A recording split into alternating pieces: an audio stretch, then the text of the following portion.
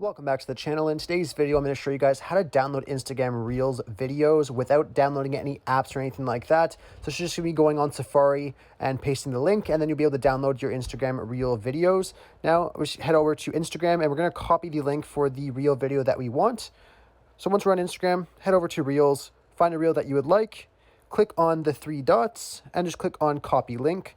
Once that is done, you guys can head over to the description or in the comment section down below, and I'll have a link there for this website right here that you guys can download the video. All you have to do is paste the link into here that we got off Instagram, click on download, and then you'll see this bar start to load up. So we'll give this just a couple seconds.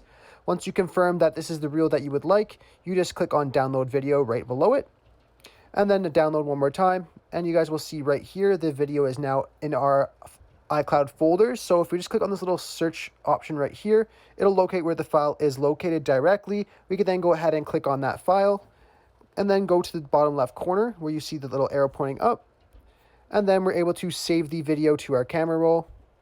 And then once we go to our camera roll, we will then see that reel right here.